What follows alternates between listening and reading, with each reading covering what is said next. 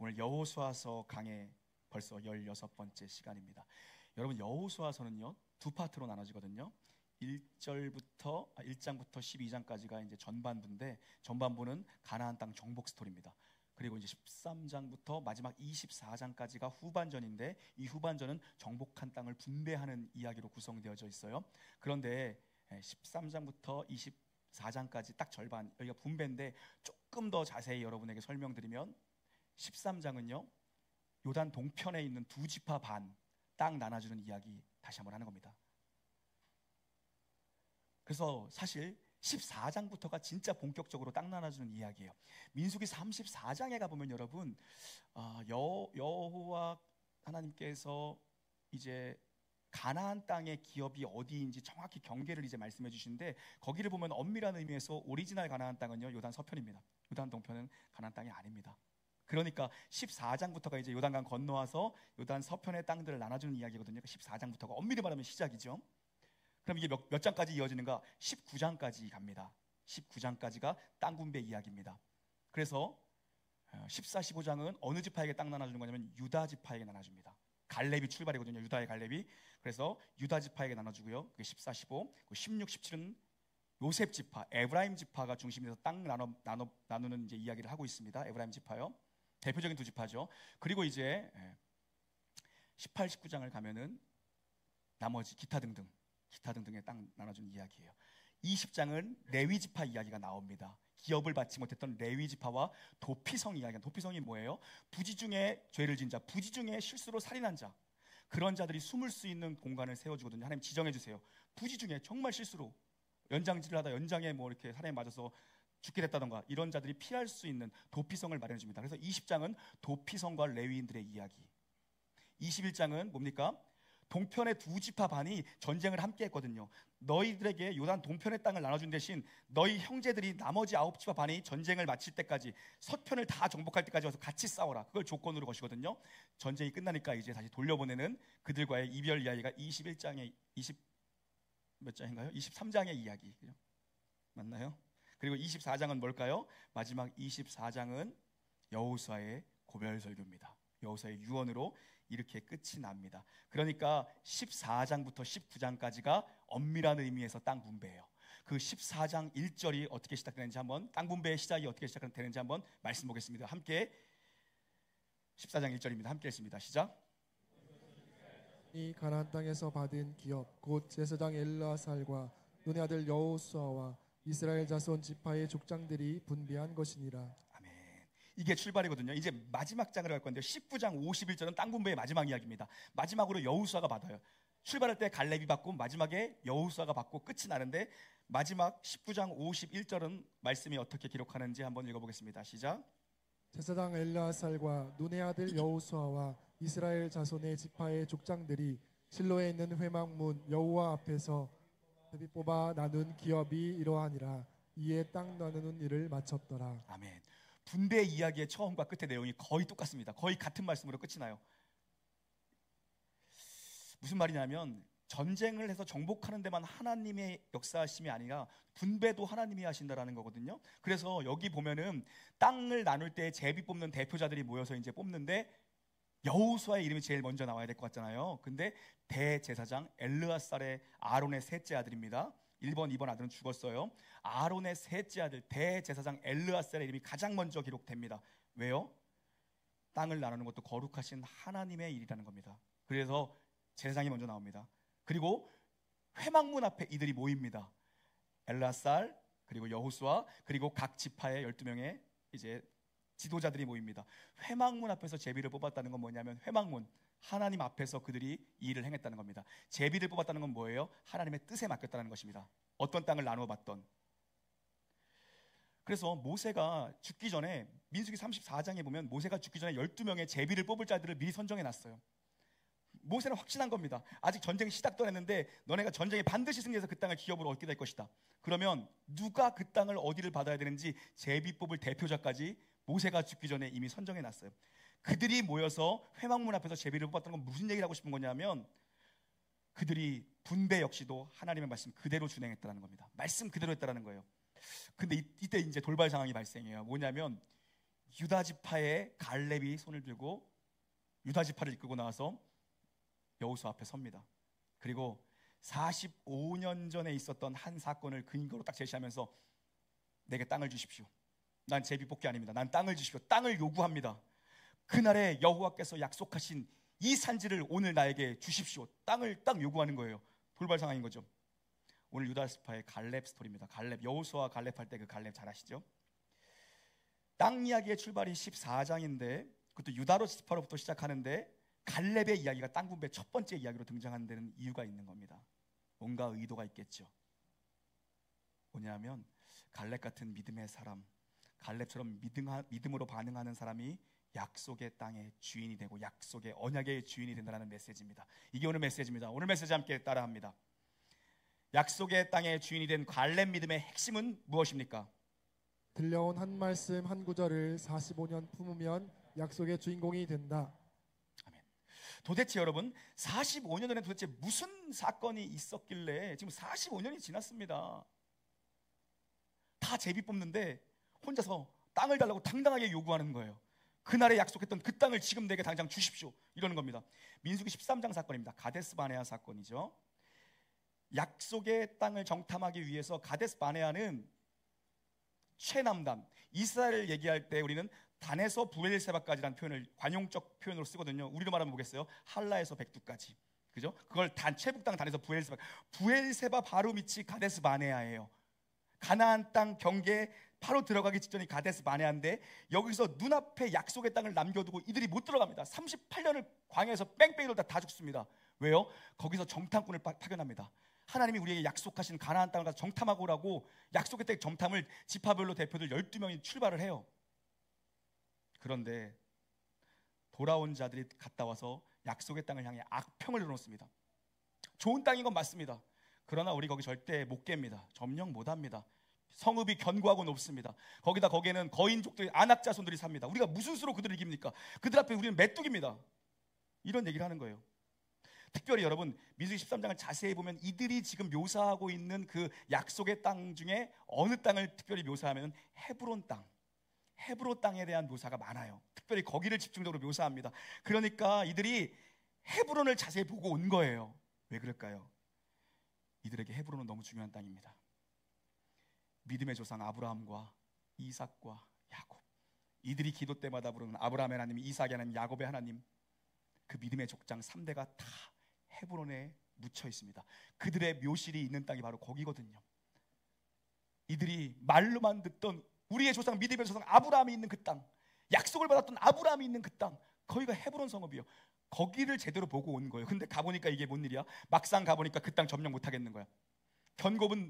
성읍은 너무 고지대에 있고 성은 견고하고 가나안족 거인족 속, 민수기 13장 보면 이들의 이름이 14장 보면 이름이 기록되어 있어요. 세 용사 아히만과 세세와 달메가 포짐하고 있더라. 아히만과 세세와 달메, 거인족의 안악의 세 용사가 거기 있는 겁니다. 아히만, 히만, 홍만, 최홍만, 뭐 이런 느낌인 거예요. 네. 만자 들어가니까 비슷하잖아요. 이런 정말 거인족들이 거기에 진치고 있는 거예요. 안악자손의 3대장 못 깹니다. 거기 죽었다 깨나도 메뚜기입니다. 그들 앞에 서보니까 그거 관찰하고 온 겁니다. 그래서 이들이 어떻게 합니까? 악평을 내놓고는 우리 모세를 끌어내리고 새로운 지도자를 세워 애굽으로 다시 돌아가자. 갖다 죽는다. 그때에 대세를 거스르고 유일하게 믿음으로 반응했던 자들이 누굽니까? 여호수아와 갈렙이에요. 특히 이 사건에서 주도적으로 역할을 감당했던 것, 주도적으로 올라가자, 싸우자, 능히 취하리라, 하나님이 우리와 함께 하시면 이긴다. 그들은 우리의 먹잇감이다. 우리가 왜 그들 앞에서 메뚜기냐? 그들의 신들은 이미 떠나갔고 우리 주 여호와만이 우리 가운데 있는데 하나님이 우리가 동행하는데 왜 우리가 그들에게 먹잇감이 되냐? 우리가 그들을 삼켜버리자. 주도적인 역할을 했던 게 갈렙입니다. 학자들의 추론에 의하면 왜 여기서 여호수아가 아니라 갈렙이 주도적 역할을 했을까? 학자들은 이렇게 추론합니다. 여호수아는 모세의 수종자였잖아요. 그러니까 여호수아가 모세의 편에 서는 것보다 갈렙이 보고 온 땅을 그대로 평가하는 것이 훨씬 더 능력이 있었을 거다. 그래서 여호수아가 좀 잠잠했고 사실 여기서 주도적인 역할을 했던 건 갈렙이라고 봅니다. 무슨 소리냐? 올라가자, 취하자, 능히 이기리라. 그랬더니 하나님이 갈렙의 믿음을 인정해 주십니다. 그래서 그날 갈렙에게 한 구절의 약속을 주세요. 민수기 14장 24절, 민수기 14장 24절 함께 읽겠습니다. 시작. 그러나 내 종 갈렙은 그 마음이 그들과 달라서 나를 온전히 따랐은즉 그가 갔던 땅으로 내가 그를 인도하여 드리리니 그의 자손이 그 땅을 차지하리라. 아멘. 믿음으로 반응했던 갈렙은 그들과 영이 달랐다는 것입니다. 성령의 사람이었다는 거예요.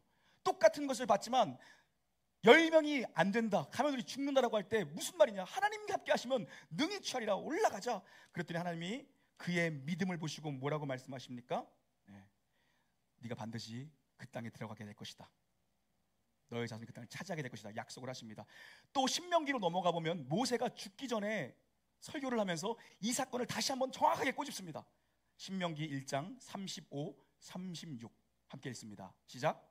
이 악한 세대 사람들 중에는 내가 그들의 조상에게 주기로 맹세한 좋은 땅을 볼 자가 하나도 없으리라.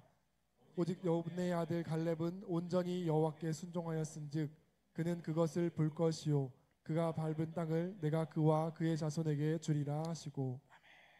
그러니까 45년 전에 가데스 바네아에서 하나님께서 갈렙에게 주신 말씀 한 구절, 약속 한 구절은 뭡니까? 네가 밟은 그 땅을 내가 너에게 줄 것이다. 그가 밟았던 아낙 자손의 새 용사가 사는 헤브론은 내가 너에게 줄 것이다. 이거거든요. 이 말씀 한 절을요, 하나님이 주신 한 말씀을요 45년을 품고 삽니다. 이 사람이 말씀 한 구절을 가슴에 45년, 나이 40에 받은 이 말씀을요 85세가 될 때까지 품고 사니까 약속의 땅의 주인이 됩니다. 그래서 가나안 땅을 분배하면서 제일 먼저 등장시키는 게 갈렙의 땅 분배 이야기예요. 가나안 땅은 하나님의 약속은, 하나님의 복은 이런 자가 받는 것이다. 믿음으로 반응하고 믿음으로 차지하고 믿음으로 고백하는 자, 이가 약속의 주인공이 된다. 여러분, 오늘 보면 7절에 보니까 그때 가데스 바네아입니다. 그때 내 나이가 40세였대요. 그런데 10절에 보니까 이제 내 나이가 85세다. 45년을 했다는 겁니다. 왜요? 출애굽하고 2년 차 되었을 때에 가데스 바네아에서 정탐꾼을 파견한 거거든요. 그리고 그 일로 10명의 정탐꾼의 이 악평으로 말미암아 38년의 광야 뺑뺑이가 선언됩니다. 38년은 돕니다. 그럼 나머지 7년은 어디 간 거예요? 들어와서 정복 전쟁을 7년 동안 한 겁니다. 그리고 이제 전쟁이 그치고 나니 내 나이가 85세가 되었다. 45년 동안 이 노인이 젊었을 때 주께서 주신 말씀 하나를 죽을 때까지 붙들어요. 말씀 한 구절을 붙들어요. 여러분, 말씀 한 구절만 붙들고 있어도 하나님 나라의 기업을 받게 될 줄 믿습니다. 천국은 이런 자의 것입니다. 12절 함께 읽겠습니다. 12절입니다. 12절 시작. 그날에 여호와께서 말씀하신 이 산지를 지금 내게 주소서. 당신도 그날에 들으셨거니와 그곳에는 아낙 사람이 있고 그 성읍들은 크고 견고할지라도 여호와께서 나와 함께 하시면 내가 여호와께서 말씀하신 대로 그들을 쫓아내리이다 하니. 아멘. 지난주 여러분 설교 기억나시나요? 여호수아의 정복 정쟁은 끝이 났습니다. 12장에서 끝이 났어요. 이제는 그럼 어떤 전투를 해나가야 됩니까? 땅을 기업으로 지파에게 다 나눠줍니다. 그리고 이제 각자가 받은 기업에 살면서 남아있는 잔당들을 제거해야 돼요. 아직 잔당들이, 하나님은 진멸하라고 말씀하셨습니다. 근데 여호수아의 전쟁은 그쳤지만 잔당들은 남았습니다. 그들 게릴라전으로 가서 살면서 그들을 다 내쫓아야 되거든요. 이미 남부연합군 5개 국가의 전투에서 여호수아가 헤브론 왕 호함의 목을 발로 밟습니다. 고대의 전쟁은 왕을 치면 끝나는 전쟁입니다. 왕은 죽었지만 그 땅에 남아있는 자손들, 잔당들은 이제 살면서 가서 끝내야 되는 거예요. 아직 진멸은 다 되지 않은 거예요. 근데 여러분, 여기가 헤드쿼터예요. 헤브론이 아낙 자손의 본거지입니다. 헤드쿼터입니다. 그래서 지난주에 어디에 남았었죠? 가드와 가사와 어디에요? 또 하나? 아서 떴다 가시고 여기 앞에 앉아야 돼, 사람은. 그죠? 그들도 아낙의 후예들입니다. 아낙의 후예들. 거인족의 본산지는 바로 여기입니다. 헤브론. 어떤 학자들은 아마 가사와 가드에 남아있던 자들이 여호수아의 전쟁의 패턴은 뭐였습니까? 성을 부시고 거기에 자기 군대를 주둔시키지 않았어요. 다 들어와라. 길갈로 다시 모여서 또 다음 성 깨러 갔으니까. 그래서 가사와 가드에 있던 자들이 이쪽으로 자기의 본거지로 온 자들도 돌아온 자들도 있었을 것이라고 추정한 학자들도 있더라고요. 어쨌든 거인족들이 아직 거기에 아낙 족속들이 헤브론에는 분명히 남아 있었습니다. 가서 그들을 진멸해야 하는 것이 지파별로 주신 사명입니다. 미션이에요. 그런데 문제는 뭐예요? 헤브론이 엄청 험지라는 게 문제예요.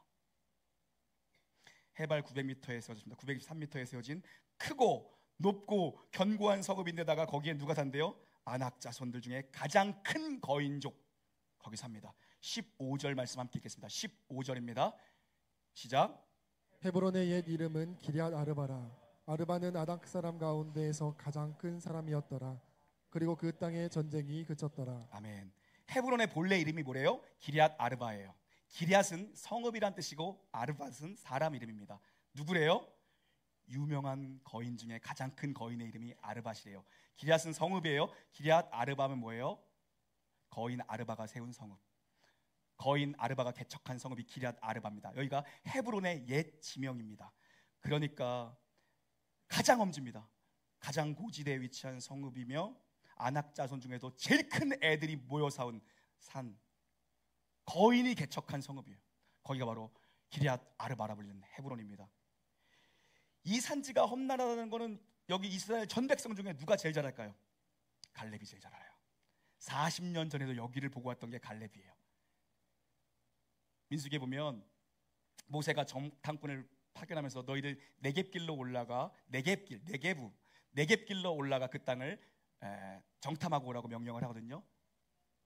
최남단 부엘세바부터 이어지는 겁니다. 그래서 헤브론으로 올라갑니다. 그리고 예루살렘으로 올라갑니다. 그리고 지난주 살펴본 하솔까지 올라갑니다. 더 올라가면 하맛 어기, 헬몬산이 있는데 거기까지 쭉 보고 온 거예요. 집중적으로 봤던 데가 헤브론이에요. 그래서 헤브론에 대한 묘사를 정확하게 합니다. 견고한 성읍이다, 높은 성읍이다, 거기에 아낙 거인들이 다 모여 있다.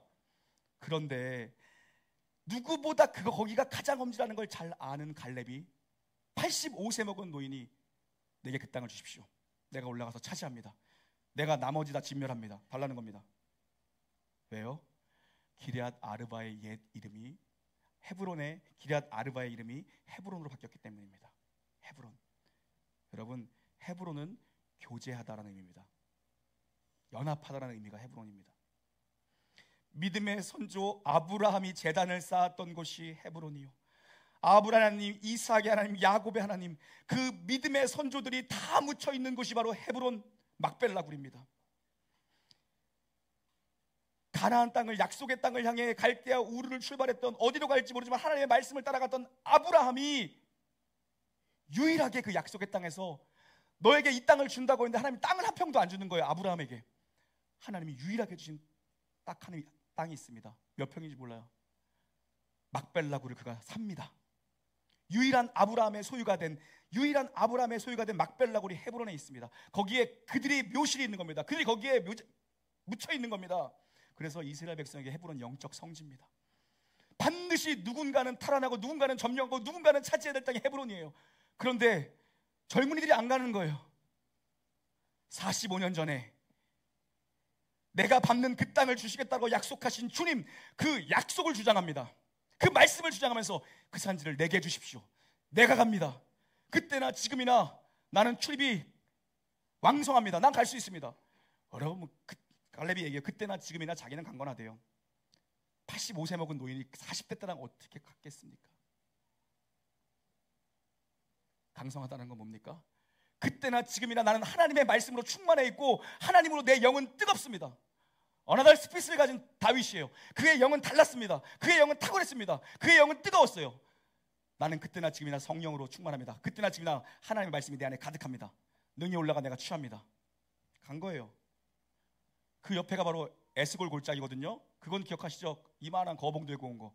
거봉도 아니고 막 포도송이가 이만했던 바로 뭐 4kg 정도밖에 안 되는데요. 거봉 먹고 싶어서 그 땅 달라 그런 거 아니에요. 땅에 욕심이 있어 땅을 달라고 한 게 아닙니다, 여러분. 오직 자기 가슴에 45년 동안 품고 있었던 한마디 말씀 붙들고 그가 간 거예요.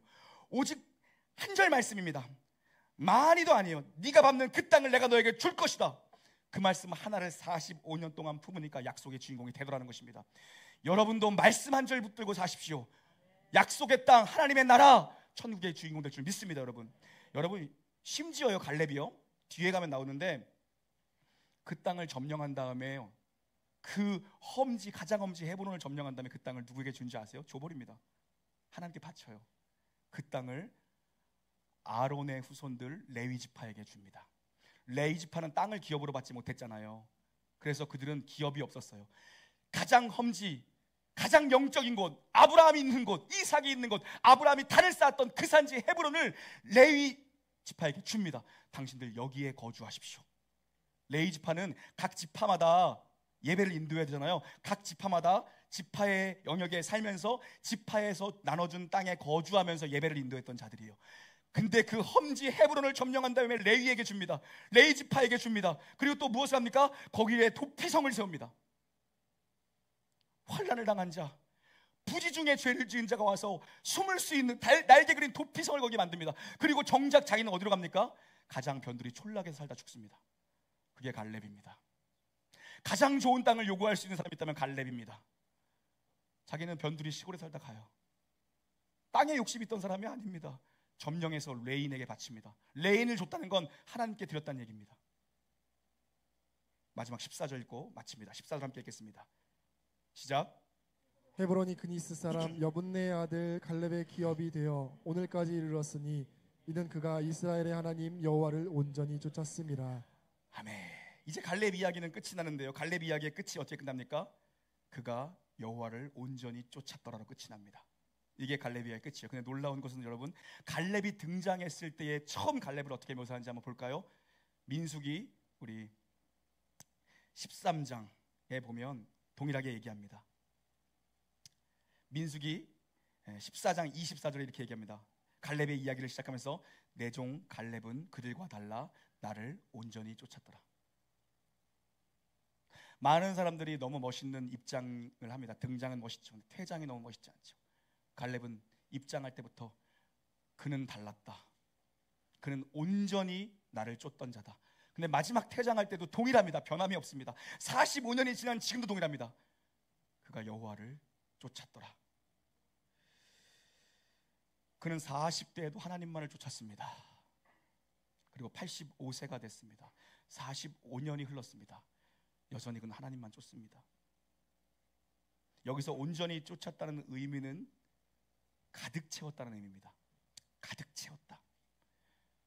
40세의 갈렙의 심정에는 갈렙의 마음은 하나님의 말씀 한 구절 그걸로 가득 차 있었어요, 여러분. 근데 그 말씀 한 구절이 그 안에서 흘러넘쳤던 겁니다. 나이가 85세가 돼도 여전히 그는 여호와를 쫓았더라. 여전히 그는 여호와로 가득 찼더라. 여전히 하나님의 말씀으로 가득 찼더라. 그는 하나님으로 가득 찬 인생을 살았습니다, 여러분. 그런데 여러분, 이 갈렙의 이야기를 할 때요, 오늘 한 가지만 더 나누고 싶은데요, 갈렙의 이야기를 할 때 이상하리만큼 따라붙는 수식어가 있습니다. 의도적으로 얘기하는 것처럼 이상하게 갈렙에게 늘 붙는 꼬리표가 있어요. 여호수아에게도 그런 꼬리표가 있었죠. 여러분 뭐였습니까? 모세의 젊은 수종자 눈의 아들 여호수아. 여호수아가 지금 이스라엘 전체의 탑 리더가 됐는데도 그를 부르는 늘 칭호는 뭡니까? 모세의 수종자, 모세의 수종자. 여호수아에게도 늘 꼬리표가 하나 있었습니다. 모세의 수종자라는. 근데 이 갈렙에게도 이상하리만큼 성경은 빠짐없이 하나의 꼬리표를 계속 얘기합니다. 뭡니까? 그니스 사람 여분네의 아들 갈렙. 보통 눈의 아들 여호수아, 여분네의 아들 갈렙 이렇게 끝나거든요. 아니면 할아버지의 이름을 갖다 붙이던가. 근데 그니스 사람이라는 얘기를 꼭 합니다. 그니스라는 수식어가 꼭 여호수아를 얘기할, 갈렙을 얘기할 때 따라 붙습니다. 창세기 36장의 족보를 거슬러 올라가면요, 그니스는요 에돔 족속입니다. 에서의 후예예요. 야곱의 후예가 아니라 에서의 후예. 그래서 에돔으로 쫓겨난 에서의 후예, 이방인입니다. 약속에서 끊어졌던 자고요, 우리는 그를 외인이라고 부른다. 외인이었던 자입니다. 이방인입니다. 갈렙은요. 학자들의 추측은 어쩌다 그가 여기에 와서 유다의 대표가 됐을까? 추측은 뭐 다양하지만 아마도 학자들은 대부분 에돔 족속에 살던 그들의 선조가 애굽의 노예로 끌려갔다가 이스라엘이 출애굽할 때에 섞여 나온 잡족 중에 하나지 않을까라고 추측합니다. 맞는 것 같아요. 잡족들이 함께 나왔거든요.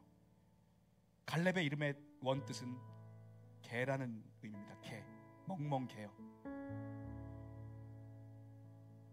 개는 어떤 취급을 받습니까? 주인의 상에서 떨어지는 부스러기나 주워먹는 게 개입니다. 무비보셋은 얘기합니다. 어찌 죽은 개 같은 나를 돌보시니까 다윗에게. 개는 가장 천대받는 자, 동물이에요. 가장 비천한 이름이 개입니다. 우리 식으로 얘기하면 개똥이 돌쇠야 이렇게 불리던 자가 갈렙입니다. 갈렙. 약속의 외인이었던 자요, 개똥이라 부리던 자가 들려오는 말씀, 하나님의 말씀 하나를 믿음으로 붙드니까, 그것으로 자신의 인생을 가득 채우니까, 그 인생, 그 말씀 한 절을 45년을 품고 나니까 어떻게 됩니까?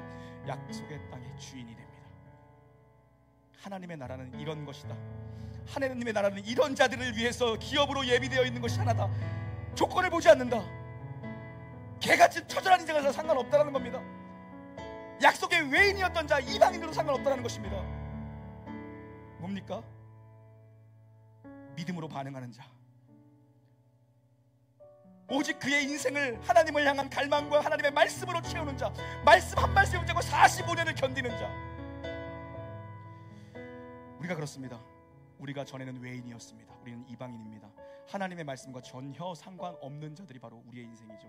우리 그리스도 밖에 있었다라고 사도 바울은 얘기합니다. 소망이 없던 자들, 하나님이 없던 자들이라고 사도 바울은 에베소 2장에서 분명하게 얘기합니다. 우리 소망 없는 인생이요, 외인이요, 그리스도 밖에 있는 자들이요, 하나님을 알지 못하는 자들이었습니다. 그러나 그리스도 예수의 피로 이루신 십자가의 구원으로 말미암아 이제는 하나님을 나의 아버지라고 주장할 수 있는 자가 되었습니다. 예수 그리스도의 십자가의 능력을 마음껏 선포할 수 있는 자가 되었습니다. 하나님께서 우리에게 주신 이 말씀의, 언약의 말씀이 이제 나의 것이 되었습니다. 여러분, 많은 말씀이 아니라 여러분에게 주신 한 구절의 말씀을 일평생 45년간 품어보십시오. 그 약속이 반드시 이루어질 줄 믿습니다. 영접하는 자, 곧 그 이름을 믿는 자들에게는 하나님의 자녀가 되는 권세가 주셨다. 이 말씀을 받아들이십시오. 주 예수를 믿으라, 그리하면 너와 내 집이 구원을 얻으리라. 이 말씀을 받아들이십시오. 주의 궁정에서의 한 날이 다른 곳에서의 첫날보다 나은즉 내가 하나님 전에 문지기로 사는 것이 낫사오니, 하나님, 내가 오늘 여기에 서 있겠습니다. 한 말씀 붙드는 겁니다. 그러면 38년 광야에서 뺑뺑이를 돌던, 7년 동안 목숨을 건 정복전쟁을 하던 이 한 말씀 있으면 인내하며 승리하는 자, 그 자가 땅을 기업으로 얻게 되는 것이고, 그 자가 하나님 나라 약속의 유업의 주인일 줄 믿습니다. 여러분, 예수 그리스도 이름으로 여러분의 인생을 가득 채우십시오. 예수 그리스도의 능력의 이름으로 여러분의 인생을 가득 채우십시오. 여러분의 인생이 45년 뒤에도 그때나 지금이다, 내 인생이 주님의 말씀에 붙들려 있습니다. 주님, 내가 여기에 있습니다. 온전히 그렇게 주님을 쫓는 저 여러분 되기를 주의 이름으로 축원합니다. 찬양하시죠.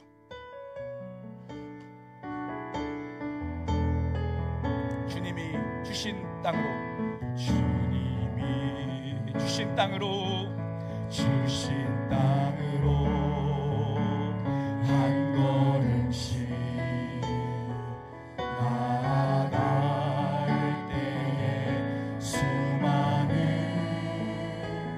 적들과 견고한 성이 나를 두렵게 하지만, 주님을 신뢰함으로, 주님을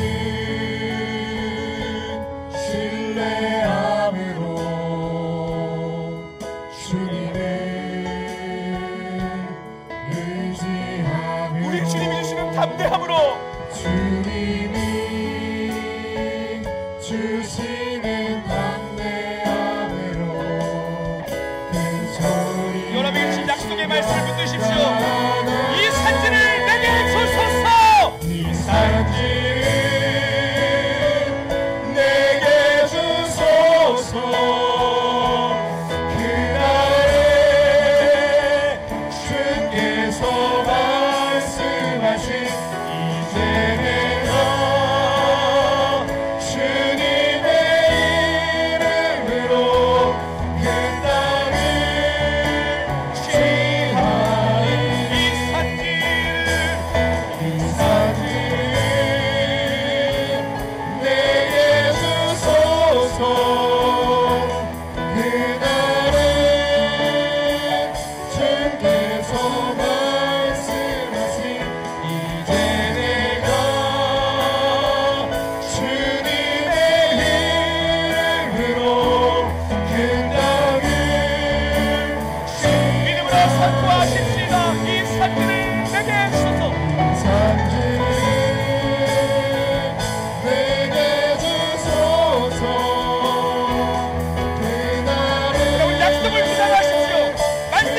선포하십시오. 하나님은 자신의 말씀을 거두시지 않습니다. 그 말씀의 말을 듣고 선포하십시오. 주님의 이름으로 그 땅을 지나는 이 산들을